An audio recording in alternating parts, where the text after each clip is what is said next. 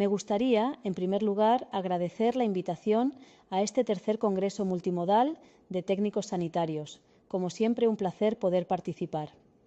En segundo lugar, os doy la bienvenida a esta presentación sobre el Doppler venoso de miembros inferiores. A lo largo de esta clase discutiremos la anatomía venosa básica, el protocolo de exploración ecográfica y cómo identificar signos de trombosis venosa profunda. Comencemos. Las indicaciones para la exploración con Doppler de miembros inferiores son sospecha clínica de trombosis venosa profunda, TVP. Revisión de trombosis ya en tratamiento, para valorar recanalizaciones o trombosis crónicas. Valoración de insuficiencia venosa. El miembro a explorar es unilateral, cuando solo hay un lado sintomático clínicamente, o bilateral, si ya se ha diagnosticado tromboembolismo pulmonar, para valorar si proviene de uno de los miembros. Para poder realizar el Doppler venoso es fundamental conocer la anatomía que se estudia. Se hace una diferenciación entre el sistema venoso profundo y superficial, ya que el tratamiento también es diferente para cada uno. Para estudiar el sistema profundo, se coloca al paciente en decúbito supino, con la extremidad a estudiar en ligera rotación externa y la rodilla discretamente flexionada. Con la musculatura relajada se posiciona la sonda en la ingle y se recorre el muslo anterior visualizando la vena femoral común y la vena femoral superficial hasta llegar al canal de Hunter, donde dejan de estar protegidas por el músculo sartorio. A partir de aquí, las venas son más profundas y en muchas ocasiones difíciles de visualizar. Para continuar, el paciente se coloca en decúbito prono, con la rodilla semiflexionada, y se evalúa la vena poplítea y los vasos infrapoplíteos, vena peronea y vena tibial posterior. Se puede continuar evaluando los músculos gastrocnemio y sóleo en busca de trombosis en sus venas, teniendo en cuenta que son venas muy finas y, si no están ocupadas por un trombo, muchas veces no se pueden visualizar. En cuanto al sistema superficial, se evalúan la vena safena interna y la vena safena externa. La vena safena interna se comunica con la vena femoral común, por lo que se visualiza en decúbito supino, en la zona de la ingle, y se puede recorrer más superficialmente que la vena femoral por la región interna del muslo. Para valorar la vena safena externa, se coloca al paciente en decúbito prono cuando se estudia la vena poplítea.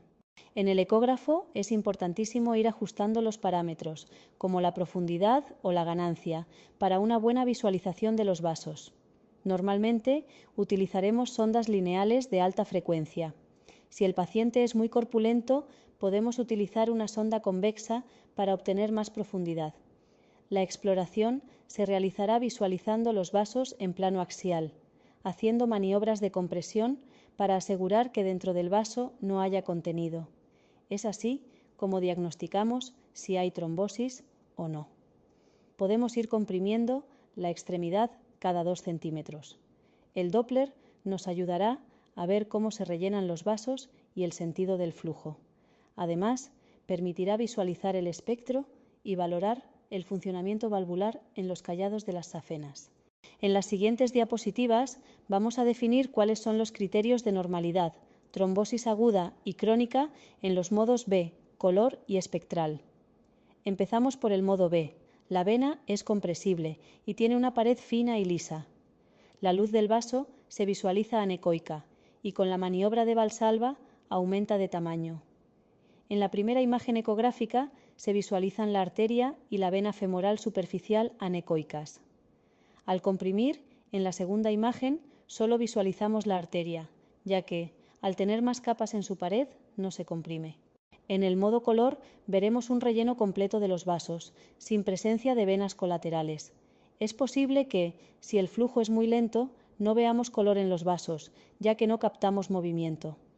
En la imagen ecográfica vemos la arteria y la vena femoral común en modo B, anecoicas, y en modo color, con tonos azul y rojo, indicando que un flujo se aproxima al transductor y otro se aleja. En modo espectral, vemos que el espectro es espontáneo y fásico, ya que disminuye con la inspiración y aumenta con la expiración. Con la maniobra de Valsalva, el flujo cesa y con la compresión distal aumenta. En la gráfica de la imagen podéis observar estos patrones. Seguimos con los signos de trombosis aguda. En modo B, con la compresión no hay colapso, pero se observan las paredes finas y lisas. Visualizaremos un trombo completo o parcial en el interior del vaso, como podéis ver en esta imagen ecográfica, y este generalmente se verá hiperecogénico. Podemos observar una vena aumentada de tamaño, pero que no variará con la maniobra de Valsalva. Con el modo color veremos ausencia de relleno, aunque podremos visualizar flujo periférico en caso de trombo parcial o flotante, y no habrá presencia de colaterales. En la imagen observamos una ausencia completa de flujo, con la vena aumentada de tamaño y el trombo hipoecoico, signos de trombosis aguda. En estas imágenes, donde vemos los vasos en su plano longitudinal y plano axial, visualizamos en su interior una trombosis parcial con flujo periférico. Observamos cómo el color azul solo ocupa una pequeña parte del vaso. En modo espectral, lógicamente, hay una ausencia de flujo a nivel del trombo. Podemos visualizar un flujo sin fasicidad respiratoria en la vena, lo que indicaría una obstrucción más craneal. Es posible que el flujo no aumente con la compresión distal. Y los signos de trombosis crónica. Empezamos por el modo B. Visualizaremos un colapso parcial o completo no compresible. Las paredes pueden observarse engrosadas y los contornos irregulares, con trombos murales a veces calcificados. Las venas pueden tener un tamaño reducido. El vaso puede aumentar con la maniobra de Valsalva.